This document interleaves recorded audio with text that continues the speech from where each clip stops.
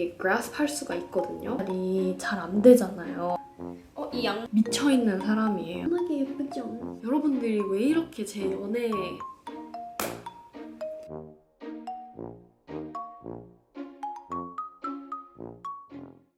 안녕하십니까 여러분, 주연입니다. 제가 엄청 오랜만에 Q&A 영상을 들고 왔는데 제가 이 영상을 찍기 위해서 여러분들한테 인스타 무물에다가 질문들을 다 받아놨어요. 그 질문들을 그럼 같이 파헤쳐 보도록 하겠습니다. 그럼 첫 번째 질문으로 가볼까요? 첫 번째 카테고리는 대학교에 관련된 카테고리인데 첫 번째 질문부터 해볼게요. 전공이 뭐예요? 저는 지금 계속 왔다 갔다 하긴 하거든요. 딱 하나를 고르자면 비즈니스 경영학과인데 경영을 하면서 다른 복수 전공을 할까도 생각을 했었지만 요즘에는 복수 전공까지는 약간 시간이 안 될 것 같다라고 생각을 해서 관뒀는데 원래 제가 하고 싶었던 거는 미디어 영상학과였어요. 그래서 경영이랑 미디어 영상 같이 하면은 좋지 않을까 싶었지만 그냥 경영에 몰두하는 걸로 결정을 했습니다. 그리고 요즘에는 제가 또 데이터 사이언스에 굉장히 흥미를 가지고 있는데 데이터 사이언스를 막 찾아보고 지금 수업도 하나 듣고 있긴 하거든요. 근데 생각보다 그게 재밌어서 아직 그것도 생각 중입니다. 그래도 복수 전공까지는 안 할 것 같고 마이너? 아직 확실하진 않아요. 자, 다음 질문. 대학교에서 친구들 어떻게 사귀셨는지 궁금해요. 여러분, 진짜 이게 저도 아이로서 정말 힘들었지만 첫인상이 제일 중요한 것 같아요. 첫인상이 그 사람의 이미지랑 분위기를 딱 이게 grasp 할 수가 있거든요. 그래서 저는 이번 학기 시작해가지고 옥스퍼드를 졸업을 하고 나서 아틀란타에 있는 캠퍼스로 왔기 때문에 이제 새로운 사람들도 되게 많이 만났잖아요. 그냥 이게 수업에 한 명씩 정도는 있어야 한다 라고 생각을 해서 제가 진짜 옆에 있는 사람들한테 먼저 말을 건 것 같아요. 미국은 스몰 토크 많이 하잖아요. 막 이름이 뭐야? 무슨 학년이야? 전공은 뭐야? 약간 이런 식으로 그 사람에 대해서 조금씩 알아가는 것도 나쁘지 않다고 생각해요. 그래서 일단 먼저 다가가는 게 제일 중요합니다. 영어 잘하려면 유학 갔다 오는 게 좋을까요? 이거는 당연한 것 같아요. 저도 이제 국제학교를 다니면서 제가 국제학교를 다니면서 저도 영어로 수업을 듣기도 하고 영어 회화도 선생님들이랑도 하고 친구들이랑도 하고 하는데 그때까지는 저도 그래도 완전 네이티브? 까지는 아니었거든요. 왜냐면 이게 내 주위에 있는 사람들은 다 한국인이다 보니까 제가 그 사이에 한국어를 끼워 넣어도 사람들이 다 알아듣잖아요. 근데 저는 한국어가 더 편하기도 하고 안 그래도 옆에 다 한국인들인데 굳이 내가 얘네들이랑 있을 때 영어를 써야 되나? 그렇게 생각을 했었거든요. 솔직히 우리가 나이가 들면서 언어 발달이 잘 안 되잖아요. 새로운 언어를 배우는 것도 생각보다 엄청 큰 노력이 필요하고 엄청 많은 시간을 투자를 해야 되는데 제가 그런 이유 때문에 나는 그냥 영어는 그냥 여기까지인가 보다 생각을 했었거든요. 고등학교 때. 근데 제가 미국을 막상 오고 나서 여기 있는 사람들은 다 영어만 쓰고 한국계 미국인이어도 여기는 다 영어 쓴단 말이에요. 그래서 한국어를 제가 못 쓰다 보니까 최대한 영어로 설명을 하려고 하는데 이 단어가 한국어로는 기억이 나는데 막 영어로는 기억이 안 나. 그래가지고 그 단어 있잖아. 그래서 막 찾아보게 되고 그렇긴 하는데 제가 미국인들이랑 계속 같이 지내면서 회화가 엄청 늘었어요. 저도 늘 줄 몰랐는데 확실히 환경이 중요하다는 걸 깨달았습니다. 그래서 영어를 잘하시려면 특히 회화를 잘하고 싶으시면 유학 갔다 오는 걸 추천드리긴 해요. 하지만 그냥 내가 이 환경에 놓여졌으니까 나 영어 이제 잘하겠지? 이렇게 생각을 하시면 안 되고요. 그래도 노력이 필요합니다. 자, 다음 질문. 한국 vs 외국. 저는 미국을 대학 오기 전에 한 번도 안 와봤었거든요. 그래서 미국에 대한 환상이 되게 많기도 했고 미국 가면은 사람들이 막 놀 때도 재밌게 놀고 하니까 진짜 재밌겠다 이렇게 생각을 했었거든요. 근데 생각보다 한국에서 살다가 미국으로 오면은요 굉장히 재미가 없어요. 한국은 되게 작기도 하고 필요한 게 내 5km 안에 다 있잖아요. 편의점이 그냥 거의 블럭마다 다 있고 근데 미국은 차가 없으면 못 돌아다녀요. 그래서 친구들을 잘 사귀어야 된다는 점.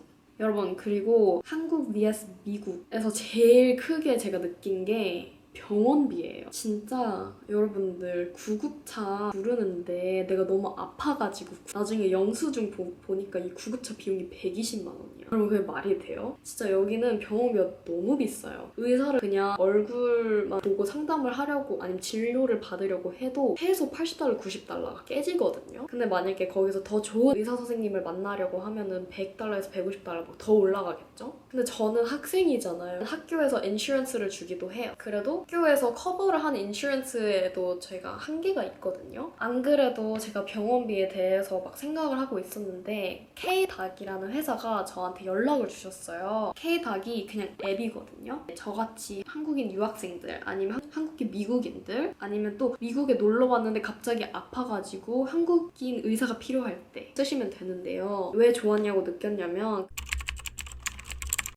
그냥 아플 때 핸드폰에 들어가서 K닥 앱 누르고 거기서 제일 가까우신 의사 선생님한테 예약을 해가지고 영통을 하면은 근처에 있는 파마시 가가지고 제가 약을 받아오면 되는 거예요. 너무 세상이 좋아지지 않았나요? 근데 제가 아까 말했죠. 의사 선생님 한 번 만나려면 80달러, 90달러 깨진다고. 근데 이거는 앱 한 번 사용할 때 49달러만 내시면 돼요. 의사 선생님들이 다 영어랑 한국어 둘 다 가능하세요. 그리고 현재 26개의 주에서 진료가 가능하고 각 주마다 의사 선생님들이 다 다르세요. 이 진료를 하기 전에 간단하게 어떤 증상이 있었는지 아니면 내가 지금 먹고 있는 약이 있는지 그런 것만 적으시면은 바로 진료를 하실 수 있거든요. 그래서 영통을 하시면은 그냥 이렇게 영상통화를 하는 것처럼 이렇게 하실 수 있습니다. 제가 조금만 아파도 바로 약을 먹어야 되는 성격이거든요. 그래서 안 그래도 이 K닥 앱을 지금 깔아놓은 상태이기 때문에 계속 쓸 것 같습니다. 진짜 너무 아프다 보면은 안 그래도 부모님 없이 가족 없이 여기 혼자 살고 있는데 혼자 아프면 서럽잖아요. 그래서 이 의사 선생님들한테 릴라이를 하고 진료를 보겠습니다. 여러분들도 꼭 필요하실 때나 아니면 미국에 가끔 놀러 오셨을 때 갑자기 약을 안 챙겨 오셨거나 갑자기 너무 아플 때 K닥 한번 사용해보시는 거 추천드리고요. 이렇게 좋은 앱이 어디에 있겠습니까? 진로가 궁금해요. 졸업 후에 뭐 하실 예정인가요? 네, 여러분 저도 아직 잘 모르겠어요. 이게 생각을 해도 너무 나이가 어려가지고요. 저도 아직 뭘 하고 싶은지도 모르겠고 내가 뭘 잘하는지도 모르겠고 근데 제가 이 엔터테인먼트에 굉장히 관심이 많아서 엔터테인먼트 아니면 이제 영화사 같은 회사에 그런 데 들어가가지고 마케팅 분석가 이런 거 하지 않을까 싶습니다. 브랜드 마케팅도 해보고 싶기도 하고요. 이제 그 회사의 아이덴티티를 내가 만드는 거다 보니까 굉장히 창의적인 발상을 해야 되는데 굉장히 재밌을 것 같아요. 주로 옷을 어디서 사시는지 궁금해요 라는 질문을 받았는데 이 질문은 항상 Q&A를 할 때마다 여러분들이 질문을 해주시는 것 같아요. 미국은 thrifting이라는 문화가 엄청 커요. thrifting이 뭐냐면은 그냥 사람들이 그냥 중고 같은 거예요. 그래서 저 이 옷도 thrift 했고요. 그래서 여러분들이 나중에 미국에 오면은 미국에는 진짜 거의 모든 주에 thrifting 하는 스토어들이 있을 거예요. 아마. 그런 것도 한번 가보셨으면 좋겠네요. 그리고 제가 또 엄청 애용하는 앱이 있죠. 무신사 글로벌을 쓰고 있습니다. 이 무신사 글로벌은 진짜 저한테 없으면 안 되는 존재예요. 제가 무신사에서 막 겨울 자켓 같은 것도 많이 사고요. 바지도 되게 많이 사고 탑도 많이 사고 이 가방도 무신사에서 샀어요. 이 가방 너무나게 예쁘죠? 제가 원래는 그 전에 가방이 카라트 그냥 백팩이었는데 그것도 무신사에서 샀거든요. 근데 그게 더러워져가지고 완전 대학교 새내기 바이브로다가 옆으로 매는 숄더백 샀어요. 그리고 또 미국에서 제가 요즘에 진짜 엄청 많이 쓰는 앱이 있는데 디펍이라는 앱이에요. 이 앱이 당근이라고 생각하시면 돼요. 미국의 당근인데 여기도 진짜 사람들이 안 입는 옷 그냥 사진 찍어가지고 그냥 올려요. 그럼 그거 그냥 사가지고 지금 제가 입고 있는 치마도 디펍에서 산 건데 제가 보여드릴게요. 보이시나요? 이 양말도 거기서 샀어요. 디펍. 제가 요즘에 약간 빈티지한 느낌의 옷들이 갑자기 꽂혀가지고 디팝에서 엄청 많이 사고 있는데 이 치마도 한 12달러 했나? 아마 그랬을 거예요. 추천드립니다. 디팝도 좋고 이베이도 좋고 이베이랑 디팝에 옷만 있는 게 아니라 카메라도 있고요. 전등 이런 것도 있고요. 그냥 다 있어요. 다. 헤어 케어 어떻게 하시나요? 여러분 제가 헤어 케어에 진짜 미쳐있는 사람이에요. 이거를 거의 일주일에 2~3번씩 그래도 이게 계속 까먹긴 하는데 일주일에 1번씩은 최소한 하려고 하거든요. 그 머리 마사지 그 실리콘으로 되어 있는 마사지기 있죠. 그거를 머리를 한 2~3분 정도 이렇게 롤링 해주면서 머리에 혈액순환을 시켜주는 거예요. 이제 헤어 오일을 여기 두피에다가 그냥 톡톡 이렇게 한 번씩 이렇게 해주고요. 손을 이용해가지고 머리 마사지를 해줍니다. 한 5분 정도 해주시면은 얘가 스며든다. 그런 느낌으로다가 이렇게 해주고요. 이 헤어 오일을 발랐으니까 얘가 바로 제 피부, 제 두피 안으로 스며들진 않겠죠. 그래서 이거를 최소 2시간은 기다려줘야 합니다. 좀 기다리고 저는 그때 그냥 숙제를 하거나 핸드폰 하거나 영화 보거나 그래요. 그리고 2시간 정도 기다렸을 때 샤워를 하러 들어가는 거죠. 그리고 샤워를 했을 때 샴푸를 이제 진짜 꼼꼼히 해줘야 되거든요. 왜냐면 이 오일은 머리 남아있으면 안 되니까. 그리고 헤어 트리먼트를 이제 머리에다가 이렇게 발라주고 이제 다 씻은 다음에 나와가지고 그 헤어 두피 트리트먼트를 이제 두피에다가 이렇게 쓱쓱쓱쓱 발라줘요. 이제 헤어랩으로 감싸가지고 물기를 없애줍니다. 그 물기를 다 없앴으면은 자연 건조를 할 수 있게 조금 냅둬요. 그리고 얘가 완전 마르지도 않고 완전 축축하지도 않을 때 이제 헤어 에센스를 바릅니다. 가장 끝에 해주는 게 제일 중요하고요. 이렇게 헤어 에센스를 바르면 끝입니다. 액세서리 추천해달라고 해주셨는데 제가 지금 항상 끼는 주얼리는 딱 이 귀걸이. 이거는 제가 겨울방학에 LA 가가지고 미주리라는 주얼리 가게에 갔는데 거기서 산 제품이고요. 이거는 이제 저의 엄마랑 같이 맞춘 건데 이거는 로이드? 한국에서 산 제품이에요. 엄마랑 같이 커플링으로 하고 있습니다. 이거는 빼지 않고 항상 가지고 있어요. 그리고 이 하트는 제가 잠실 롯데몰에 가가지고 그 2층인가 3층에 있는 그 주얼리 가게들이 이렇게 쭉 나열되어 있거든요. 거기서 산 제품인데 가게 이름이 기억이 안 나네요. 제가 여기다가 둘게요.